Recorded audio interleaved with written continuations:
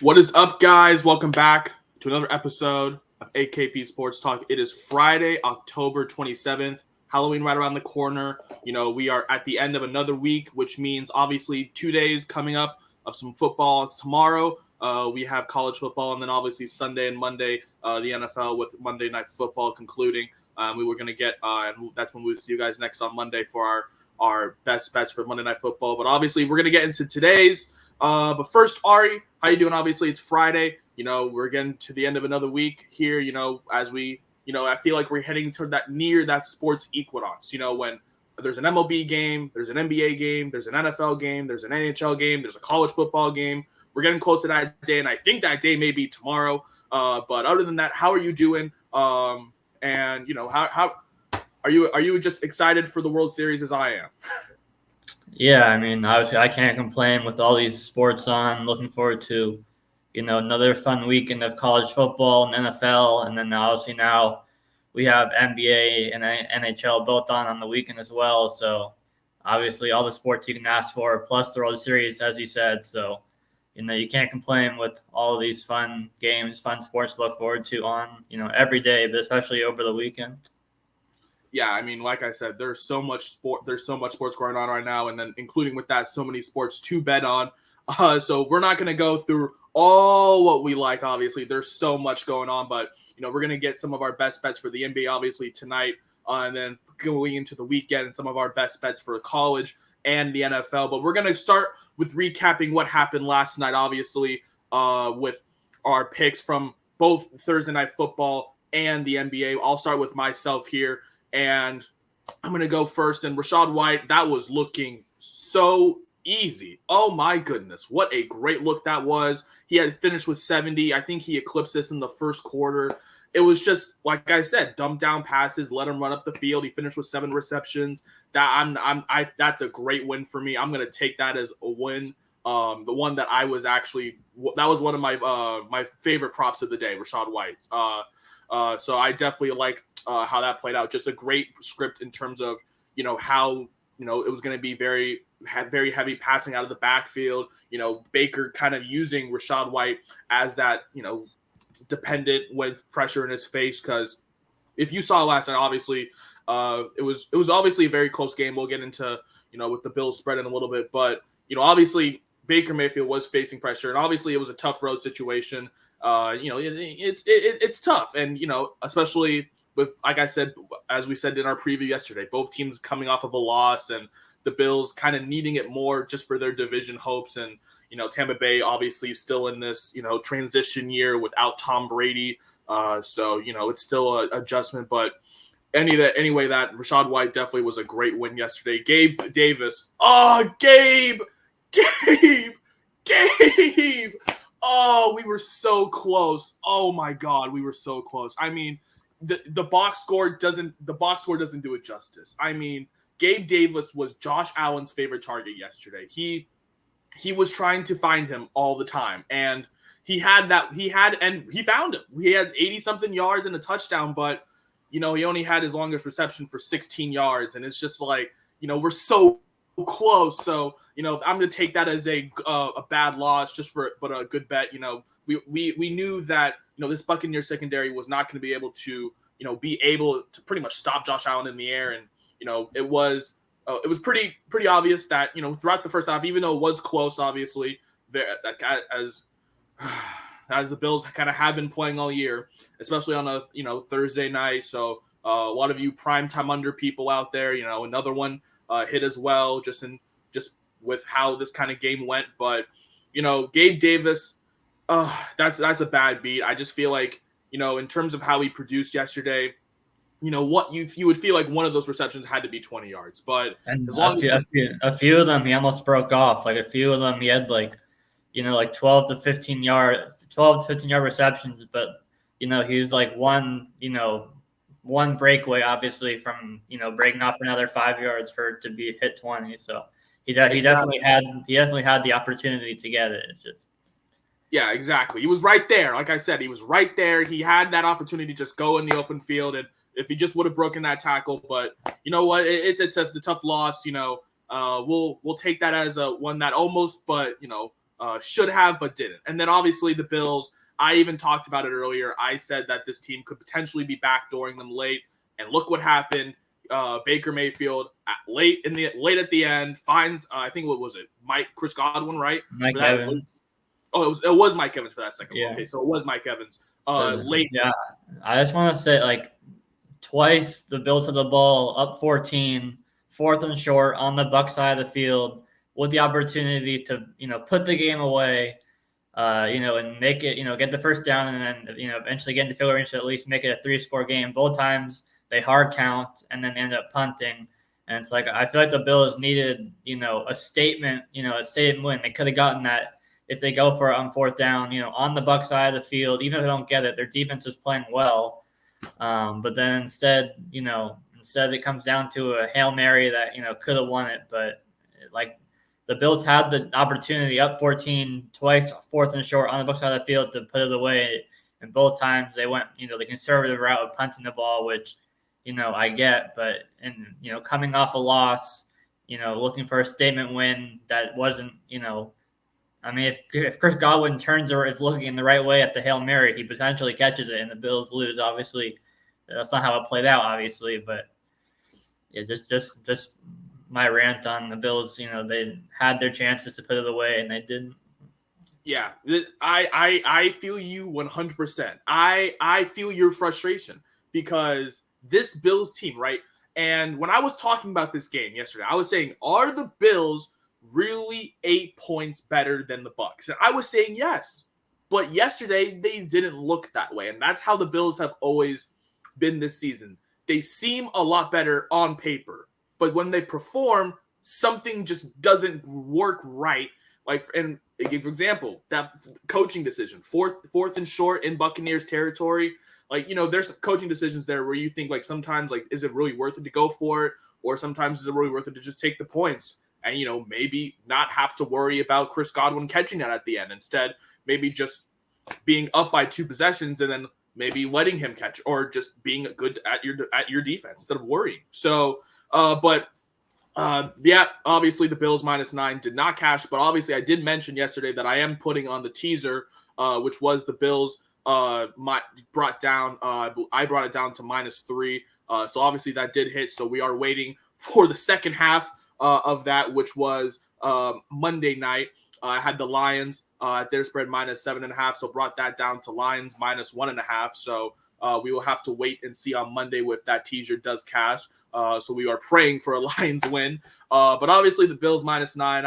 I said it was a lean, but like I said, this Bills team on paper, they should be a lot better than they are. They are 9 points better, but they don't play 9 points better. And so, you have those situations where it's just, it's just tough because the team that, who needed a statement win didn't really get that statement win. And like Aria said, they needed that. They needed a statement win to kind of reassert themselves into, the conversation, whether it was, a Super Bowl conversation or even right now, honestly, a division conversation, because you have a team behind them in New York who is going to get a healthy quarterback soon.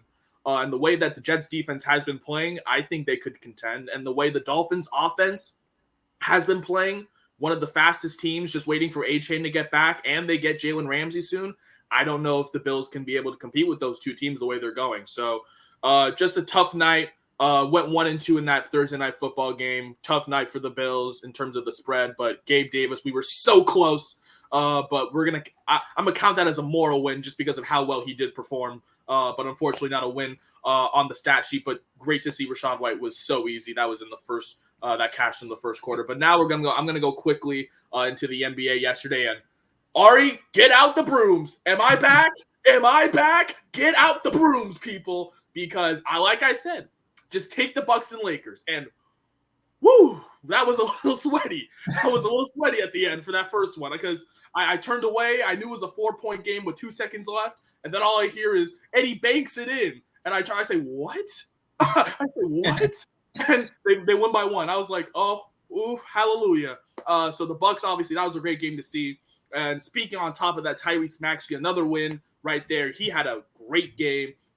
I think he's going to be a really big part of that offense for the Sixers. We saw how Nick Nurse really wanted to get him involved and, make him more of a shooter and kind of that lead point guard. And I mean, he kind of just took it by storm. I think if he's going to keep continuing to play like this, I think Maxey could be an outside potential for, maybe a improved player of the year just because of how well but it's only game one, obviously. So you got to take it with a very small grain of salt. But if he can keep it up, obviously it's great to see. Great win for him, obviously, in terms of the bet. I think he had that in with the end of the third quarter. He had 28 points himself, so didn't even need to worry about his assists because he had over 26 points. So great to see. That was an easy win. And then we just needed the Lakers to win at home. And look, KD wanted to play basketball by himself and carry that team. But thank goodness for LeBron James. Thank goodness for LeBron James. He had 10 fourth quarter points, 21 on the night, closed it out at home, 4-point win at home for the Lakers to cash that.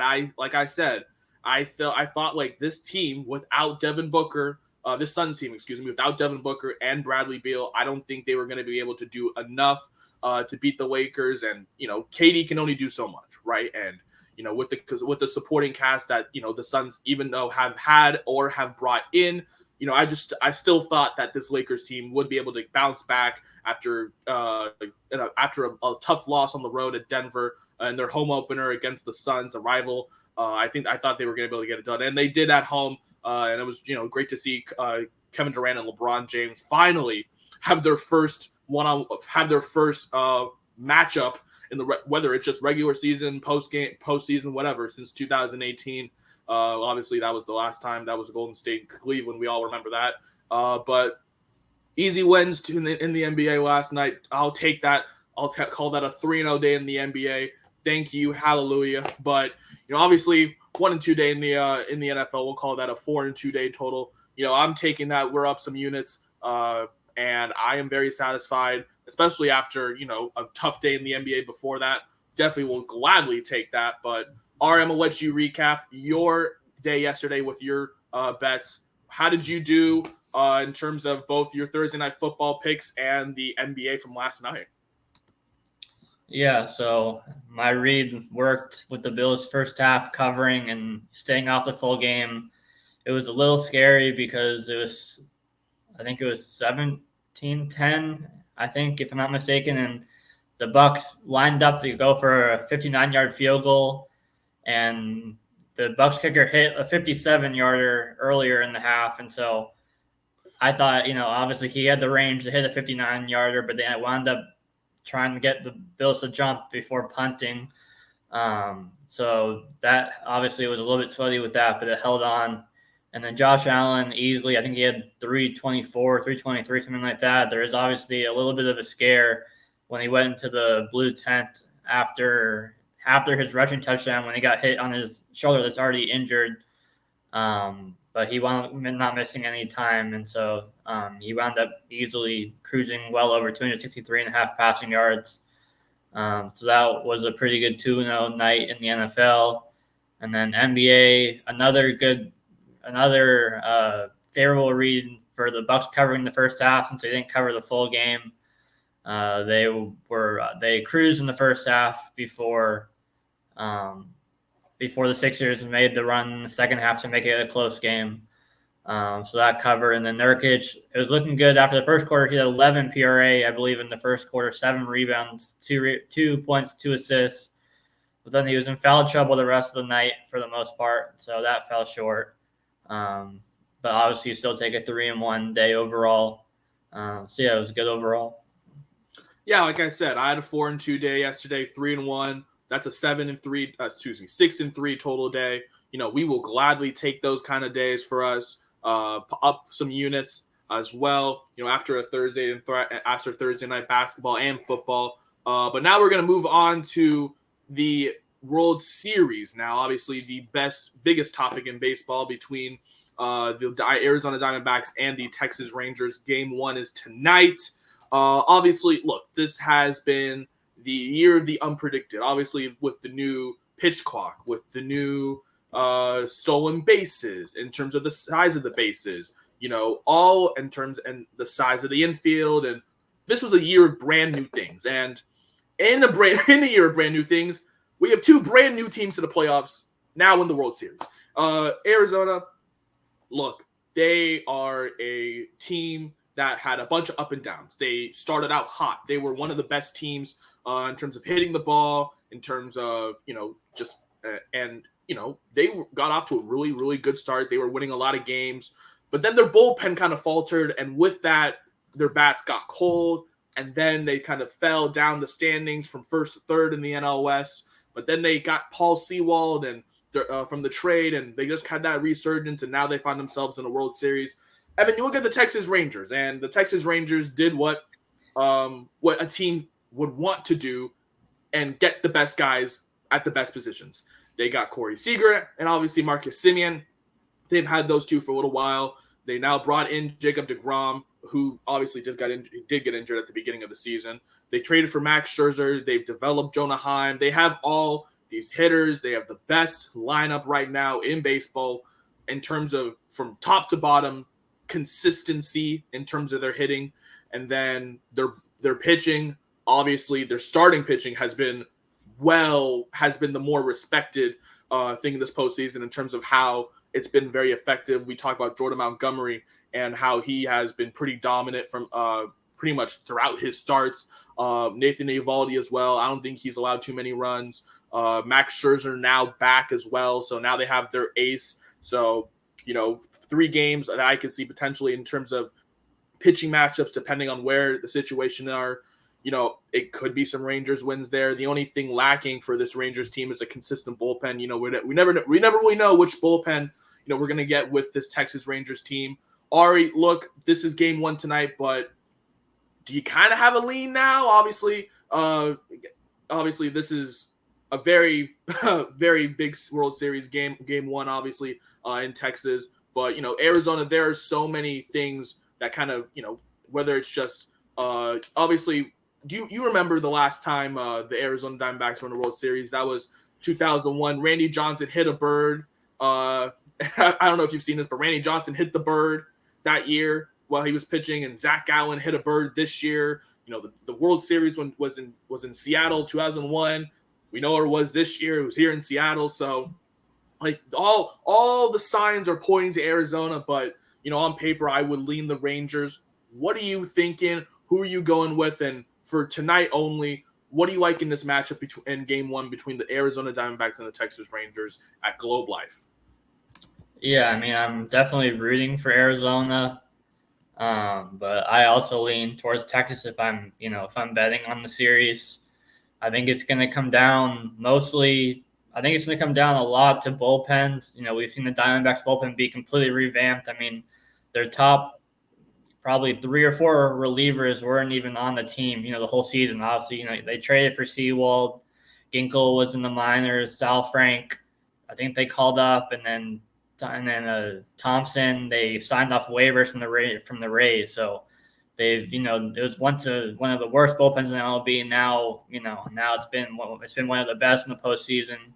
Rangers starting pitching has been better in the postseason. Their bullpen's been up and down, but obviously they're mostly reliant on how firepower their offense is mostly on a night-to-night basis. Rangers, it's more power. Diamondbacks, it's more kind of contact and speed, putting hits together. So it's definitely an interesting contrast in play styles between the two teams. I'm rooting for Arizona, but Texas in 5 is my official prediction on what I think will happen. I think, tonight you've had Zach Allen, who's really struggled on the road, really all season and kind of into the postseason as well. So I think the Rangers start off strong again tonight here in game 1. But, I mean, if Gallen can pull off a masterclass and if Arizona can steal one of these first 2, I think that puts them, in a good position to have a better chance of, winning the series, especially if they can take game 1, with Gallen struggles on the road, if he can put up a good performance. But, I'm going Rangers in game 1 and Rangers in the series if I'm, making an official prediction. Yeah, I mean, look, it's hard to root for the Rangers, obviously, as Mariner fans ourselves. And, even with all the stats pointing toward the Rangers and all that stuff. I don't know why. I got a feeling that these Arizona Diamondbacks are just gonna sneak out a 7-game series win. I think they're gonna win in 7. I think this is gonna be one of those series that we remember and remember forever. Because last year, I'm not gonna lie, last year I'm kind of starting to forget it a little bit. Like after the Yordan Alvarez bomb, what else happened? The no hitter. Oh well, boo hoo. Yeah, the Philly spats not showing up. What else is new? For God's sakes. So I mean, look, last year was I think this year is going to be a lot more fun because you mentioned it's kind of that tortoise and the hare in terms of how these teams approach the bat. The Rangers' big power, the big timely hits over the wall, home runs, and the Diamondbacks are now, kind of like the Astros. They like to get people on base, move them up, and then get timely hits to move them to bring them on home for some runs. So I do think that the Diamondbacks could win this in 7. I think they got to steal one of these 2 games on the road if they do want to have that chance of potentially making this even earlier, maybe. If they can maybe even get 2 at home, maybe get 1 on the road in 6. But I think the Diamondbacks do win in 7 here. I just can't pick the Rangers, and especially with their bullpen, it's hard for me to pick and say a team is going to win a World Series without a consistent bullpen. Because especially in the World Series, that's where you see a lot of these players who are clutch or have timely hits make those timely hits because it's do or die. And we always talk about big World Series moments, and I think a guy who's been hitting the ball right now really great, Ketel Marte, Corbin Carroll. I think they could potentially, get some, or especially with that kind of speed. And you have a guy like Aroldis Chapman on the mound for the Rangers who has a lot of, in terms of his strike zone, very, very wide because he's not as consistent with his pitches. So that could lead to some pass balls, moving up the runners, and potentially even stealing home, maybe. So that's why I'm saying, like, from the Diamondbacks' perspective, like, that's how they can approach this in terms of this series. So I think Diamondbacks could win in 7 just because of the fact that the Rangers do have that faulty bullpen. And as soon as if the Diamondbacks have a lead and they bring in Ginkel, yeah, it's wraps. If they bring in Ginkel, I'm sorry, it's wraps. I don't care if you're Aaron Judge. I don't care if you're Shohei Ohtani. You're not hitting Kevin Ginkel right now. That man went into the bank and just absolutely said, "You're not hitting the ball, Bryce Harper. You're not hitting the ball, Trey Turner. You're not hitting the ball, Kyle Schwarber. You're not hitting the ball, Nick Castellanos." Like, that is the Kevin Ginkel approach right now. So I have a hard time picking the Rangers to win this. I do have them winning tonight, though. However, I just feel like, as you said, Zach Gallen has struggled on the road all season. This is nothing new with him, and this is a really bad spot for him. Game 1 of the World Series in Texas. They're going to be coming out, all the fans, and especially with how this Rangers team likes to get at pitchers early, especially righties.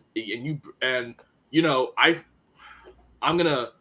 the way that this guy has been hitting the ball right now, if I was you, I would go put a little bit of money on Adolis Garcia to hit a homer today, because if Zach Gallen just leaves that high fastball, Adolis is going to crush out to left field. So I like the Rangers potentially through the first 5. I don't like the money line full game just because of that bullpen. So if I had a best bet for that game, I would take the Rangers through the first 5. I don't know what the line is at, but I will take the Rangers through the first 5 for a best bet tonight. But for this series, I do have the Diamondbacks in 7. I just feel like this team is able to, if they're able to do it back to back in Philly, who knows where they can do it. So I like the Diamondbacks in 7. But for tonight only, I do have the Rangers through the first 5. I just feel like Nathan Eovaldi has been very consistent all season, all postseason, as we both have mentioned, and I feel like the Rangers do get that early lead at home against the Diamondbacks team. Yeah, I mean, like I said, I'm rooting for Arizona, so I certainly will be rooting for your prediction to be right. And I think if they can steal one of these 2 in Texas, it puts them, in a pretty decent a better situation at least to have a better chance of taking the series. Yeah, and also, we don't know who's starting tomorrow for the Rangers. I believe it's Merrill Kelly going to start against Texas, and he has great numbers against the Rangers this season. So I feel like that could potentially be the game that they steal tomorrow if they don't get it tonight. But obviously, we're gonna recap both games, game 1 and 2, on Monday when we come back to see whether it's maybe tied or who has a lead after the first 2 games of the World Series in Texas. And now we're gonna get into our best bets. Ari's gonna go first. He has his best bets for the NBA slate tonight. There is obviously a full NBA slate for tonight, and then obviously going throughout the weekend. We obviously will not be here throughout the weekend, so we're just going to give you guys our best for tonight, and then we're going to recap those on Monday when we guys see you next. So Ari, I'm going to let you have the floor. What are your best bets for tonight's NBA slate? There are a ton of games. Obviously, one of my personal interests is obviously the Kings and Warriors. This is the first home game for the Kings since, well, we know what game that was. and of course, they're facing that team. And so there's a lot of excitement there. We get to see Wembanyama play again against that whole Rockets team that just pretty much got obliterated the other day. Ari, what do you like in the NBA for Friday today? Yeah, I mean, I'll start off with that Spurs-Rockets game. Obviously Spurs coming off the close loss to Dallas where they had the lead, as early or as late as like 4 minutes left in that game. Rockets got absolutely obliterated by the Magic, lost by 30, I believe. Rockets are, still a young team that, they brought in some veterans with, Van Fleet and Brooks, but they still just didn't look good at all in that first game. And then the Spurs, I was impressed, with the way, like we talked about when we were recapping, with the way Vassell looked. And they have definitely a few playmakers outside of Wembanyama. So I like the Spurs to get their first win, and I think they cover -3 pretty easily with at least a 5 to 10 point win, I think. So that was the first one, and then I have the Bulls at home -2.5 against the Raptors, who are coming off. The Raptors are coming off a 3-point win at home over Minnesota. Bulls got crushed by the Thunder, and it was a close game for most of the night before the Thunder pulled away late and won pretty easily. But, I mean, the Raptors are one of those teams that have always played better at home, compared to on the road just in general. I think the Bulls, it was a rough night for Zach LaVine, and then DeRozan was okay. I think they both are better in this one at home. And then, it's obviously a new look Raptors team, moving from Van Fleet to Schroeder at point guard. But, you still have a lot of the same core outside of that. But I like the Bulls to cover 2.5 here. And then you have a Magic team who crushed the Rockets in the first game, and Portland, who's probably the worst team in the NBA right now, I would think, got crushed by the Clippers. It is a short line. Magic only a 2-point favorite. I assume the travel has to do with that. Traveling basically as far as you could, across the country. But all in all, I think the Magic still have too much depth and overall talent, for Portland in this matchup. So it's three pretty chalky plays, or at least 2 chalky plays for the Spurs and Magic. I guess the Bulls isn't as chalky in terms of picking the clear better team. Obviously, that's a bit more of an even matchup on paper. But I like the Spurs to cover 3, Bulls cover 2.5, and then the Magic to cover 2, all tonight on Friday. Yeah, I like that as well. I think those are some great plays. I especially like the Magic as well because I feel like this Magic team is a little undervalued at -2, especially coming off a really dominant win. And you mentioned maybe it's just because of the travel going all the way to Portland. This is Portland's home opener, so maybe giving a little respect to the Blazers, who did have a even though they did not look really great throughout that first half against the Clippers. I still feel like that I think -2 is definitely a little bit of a close line. I think the Magic do win by 3 there. I like the Bulls as well, and I like the Spurs. I think the Spurs win in a bounce back spot at home again against the Rockets, who are definitely not as good as the Mavs are. So I definitely like the Spurs -3, and I like the Bulls. I think the Bulls definitely have a great shot in this bounce back spot. I'm a little concerned though, just because I don't really know, which Toronto team we're gonna get in terms of how they're gonna play with Dennis Schroeder now at the point guard position, replacing Van Vliet. But I do like the Bulls at home in this bounce back spot as well after losing to the Thunder at home. So those are some great bets for tonight's slate. We will recap how those do on Monday. But now, obviously, we're going to get into Saturday, which is college football day. And obviously, connecting with that, we're going to go into Sunday after that. But here are my two favorite plays for tomorrow's slate. For tomorrow's college football slate. So first, I'm going to go to a Pac-12 game, even though I don't support most of these teams in this conference. I'm going to go with the Pac-12 team, and I'm going with Utah. And I'm going to take them to cover the 6.5 points tomorrow against Oregon at home. And I think that this is the only reason that I like Utah in the spot is because of how well their defense is, especially when they're at home. Their defense is really, really at a nuclear level. And I think the way that Oregon looked against Wazoo, even though that it was mostly dominated by Oregon's run defense, I feel like Utah, if that's going to be how the game is going to go, I feel like that's going to be in favor of Utah in terms of that slow run game. They can really stop the run well. They like to get to the quarterback. It's going to be a really loud environment. And Bo Nix has struggled sometimes on the road. I feel like, and a little fun fact, each team in this matchup, I think dating back to 2019, since they've matched up, each team that has favored has not covered. So if Oregon's the favorite at -6.5, why am I not taking Utah then? So I do like Utah in this spot. I actually really do, even though, they did announce that Cam Rising is out for the season. The way that Bryson Barnes played last week against USC on the road was absolutely incredible. I mean, he went into on that last drive. It was pretty much his Heisman moment. He went on that final drive, went down the field. Even though he got banged up, he still finished that drive out, and they escaped with another win against USC, pretty much confirming that they do own that school. And now they got to go home and play Oregon in a great spot. I feel like Oregon, did get a little exposed against Wazoo in terms of, their pass defense, because Cam Ward surprisingly finished that game with as one of the better quarterback. He finishes I think with over 300 something passing yards.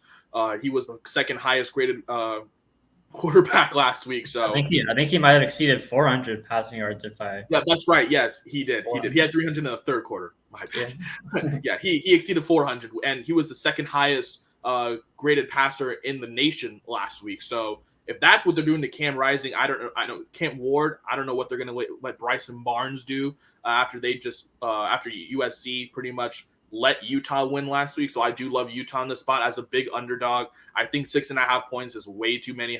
Is way too much. I don't think Oregon is 7 points better than Utah. And defensively, I think if you wanted to look at their defense, I think Utah's defense is better just in terms of just stopping the quarterback, especially at home. We saw how they got to Dante Moore so many times in that game against UCLA, sacked him I think 9 times, and that may be credit because UCLA has a struggling offensive line. But at the same time, Utah has one of the more power-heavy run, just attacking you defenses in the Pac-12. So I do like Utah to cover. And then my next one, going over to the Big Ten in this game, I do like this game to go under 44.5 points between Ohio State and Wisconsin. We saw how that game went for Ohio State last week against Penn State. Their offense wasn't really getting anything. We talked about how they were playing a good Penn State defense that was just always just in your face, and that under was really, really sweat free as well. Just as already talked about as well. I think you told me last week about that under, and that was looking really, really great, and it did cash. So, and I do think that this under is a great look again. I feel like this Wisconsin team, on playing. I think they're playing at Wisconsin, so going to Camp Randall. And one of those late night games, the weather could play a factor. I'm not so convinced with Ohio State's offense outside of Marvin Harrison Jr. He is pretty much their entire offense right now in terms of effective consistency with Kyle McCord. So And then obviously for Wisconsin, they've had so many offensive struggles. Where do I even start? I mean, whether it's Mordecai not really moving the ball down, or the running back duo of Malusi and and Braylon Allen, not really finding those lanes, or those lanes being filled up. And this Ohio State defense, they obviously are going to stop the run at all costs. I do think that's going to lead to some turnovers potentially. So, and just a very sloppy game. I do think this game's going to go under. I don't really like a spread in this game. I just think that this is going to be a very low scoring game, a negative game script in terms of the passing. But I do think Marvin Harrison does have a great game in the secondary, because that is the one weakness of Wisconsin. They don't have a strong secondary. Cam Ward exposed them back in week 2. So why not take them in the spot? I do like the under 44.5 for the Ohio State Wisconsin game tomorrow, and I do like Utah to cover that 6.5 point spread. Yeah, I mean, I like the Wisconsin Ohio State under as well. It's definitely a good look. I'm also in the Oregon Utah game. I was originally on Utah plus 6.5 as well, but I wound up pivoting to the full game under. I was going back and forth between the first half under and full game under. And I was originally on the first half under. Now I'm on the full game under. So I've switched 3 times in this game. But now I'm on the full game under. 2 of the better defenses in the Pac-12. Like you said, the Oregon secondary is a little bit suspect. But if they can get to the quarterback, that obviously helps the secondary as well. And obviously Utah has always had one of the best defenses in the Pac-12 for a few years now.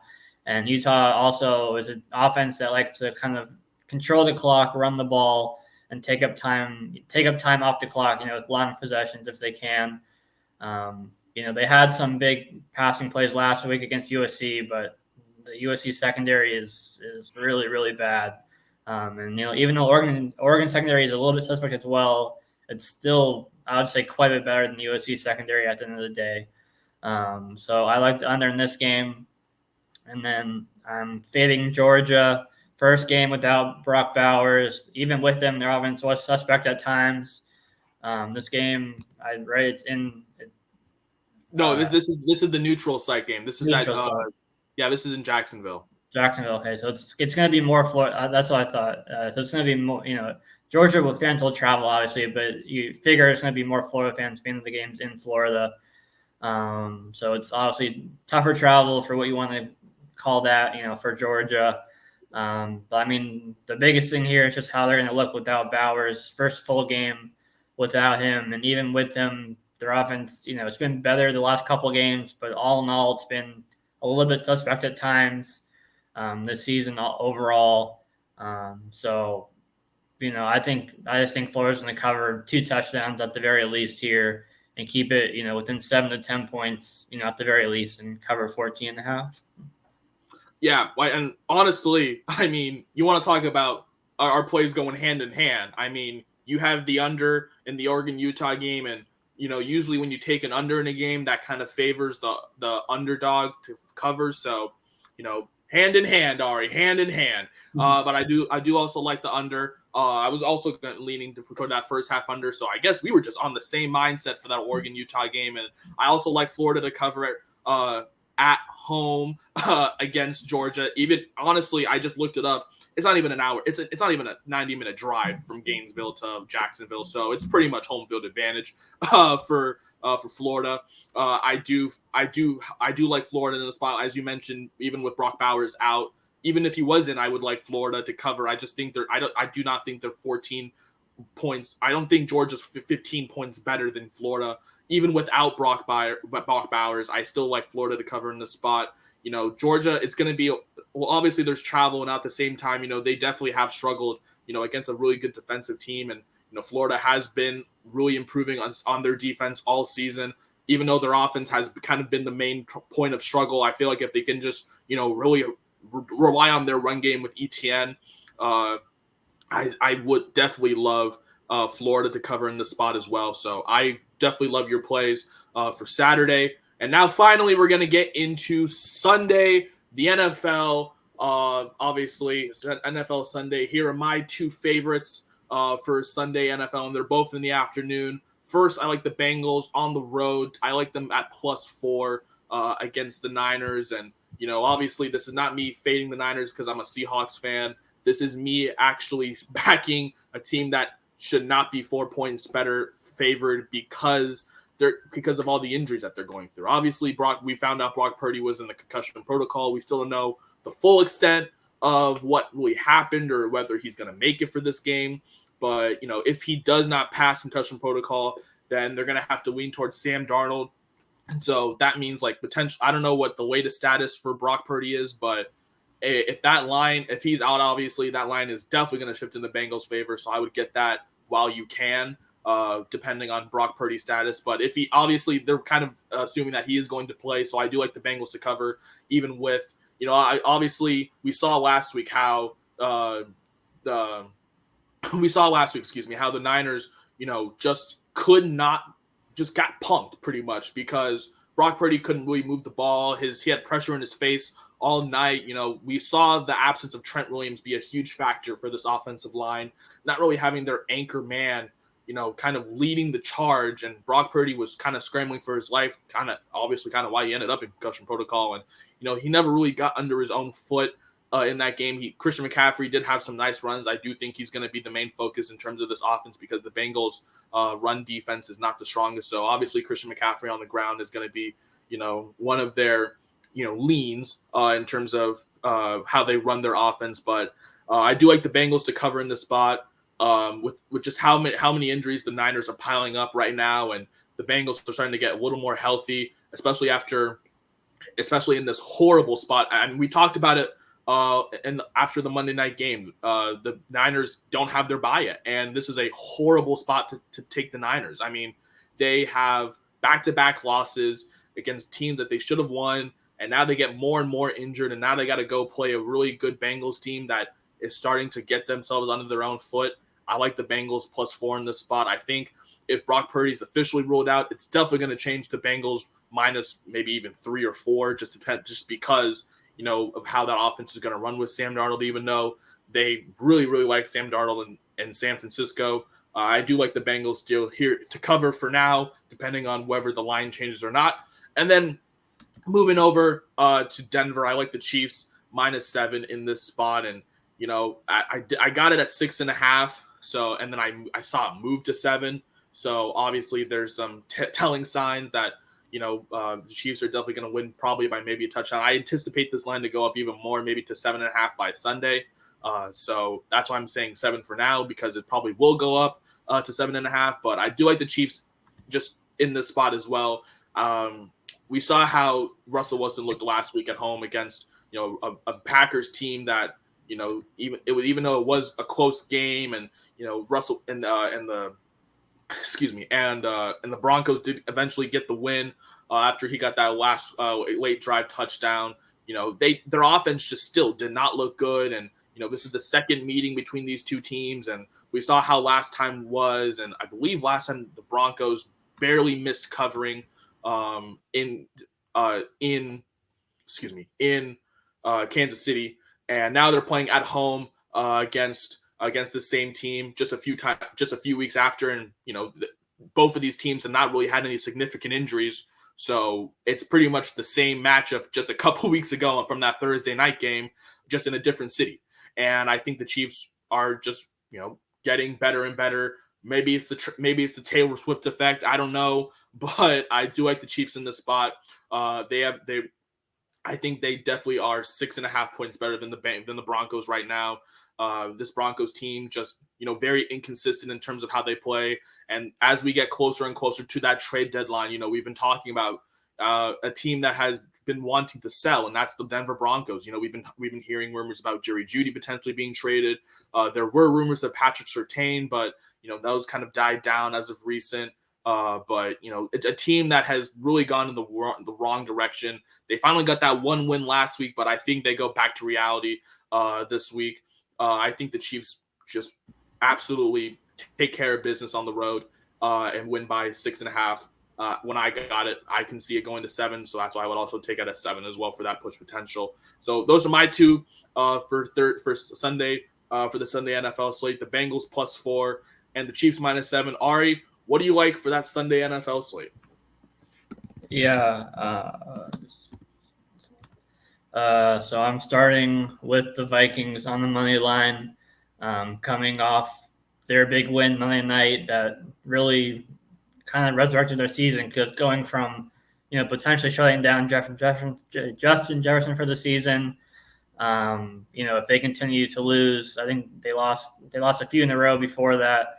To now, picking up the big win. Now they're a half game behind in the last wild card spot. Obviously, it's too early to look at the playoffs, but not really. Now that we're halfway through the season, almost basically. Vikings coming off a big win. Packers coming off a loss to Broncos, as you mentioned. It feels like the Packers' first half struggles are nearing a historic level. It feels like. I mean, the last 4 games in the first half, 0, 3, 3, and 0 in the first half. And so they're constantly playing from behind. And against the Vikings offense that, found some life against the 49ers, I don't think they can really fall behind and come back against Minnesota here. And so, I think between, the run game, Madison and Cam Akers found some life against the 49ers. And then obviously Addison had his biggest game of the year on Monday. And then you still have Osborne, Hawkinson. So they have plenty of weapons, even without Justin Jefferson. And then their defense was really impressive against the 49ers. So I like the Vikings here. It's like a 1.5 point spread. So that's why I just took the money line at that point. And then again, we're in line with the Bengals. I like them money line, even if Purdy plays, but it seems unlikely because I think I saw something that said that no player has been placed in concussion protocol this week and played the same week yet this season. They're obviously super careful and conservative with players, in protocol, obviously. So it seems probably like maybe 70-30 in favor of Darnold starting, something like that, potentially, maybe 80-20. But either way, I like the Bengals. I mean, we saw in their last game before the bye how good their passers can be when they beat the Seahawks. And now with Trent Williams out for the 49ers, Vikings passers got to Purdy. So I think the Bengals can pressure Purdy as well defensively. And then offensively, we saw Cousins exploit their secondary. I think Burrow, Chase Higgins, Boyd can do the same thing here as well. Obviously +4 if you can get it now is safer, but I think I'm choosing them to win straight up in this one. So I like those 2 plays on Sunday. I couldn't agree more. I like the Bengals team to cover, or I even would sprinkle them on the money line as well before they do potentially may end up shifting as favorites as soon as the Brock Purdy news is pretty much finalized, whether he is playing or not. But as you mentioned, it's pretty unlikely that he does start on Sunday, so they're probably going to lean towards Sam Darnold. So like we both said, you may want to get this line before it shifts as soon as possible. And the Vikings, I agree with you. This Packers team just is not the same without Aaron Rodgers. We obviously know that, and we know how bad their offense was going to look, but we didn't know how bad it was going to be this year. And obviously, maybe credit to the fact that David Bakhtiari has been out for the whole season, but I like the Vikings in the spot, especially after a really crucial win to kind of save their season and, give Justin Jefferson a chance to actually play this season again. I do feel like the Vikings do get one against, their cross-state rival in Green Bay. I just don't feel like this Packers team, offensively is really going to be able to catch up with this Vikings team. And, like I said, Bengals +4, we both agree on. Like I already said, I would sprinkle them on the money line as well. And so there we go, people.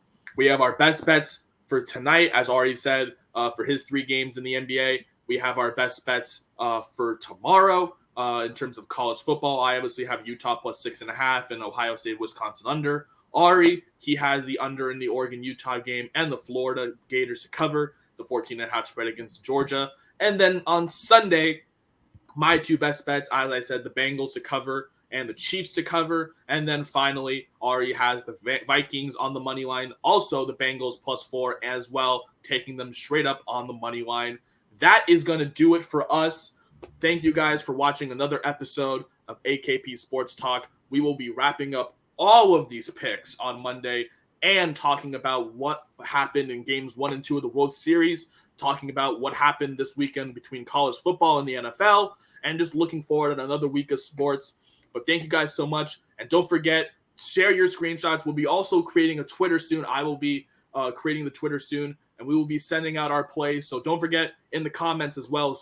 Share those slips. We want to see your slips. If we win, you win. So we want to see those slips as well. Tail with us. Like I said, we're just having fun out here. We're just trying to grow our brand. But that's Ari. I'm Kareem. We will see you guys on Monday for our full recap of another weekend of sports. See you guys on Monday.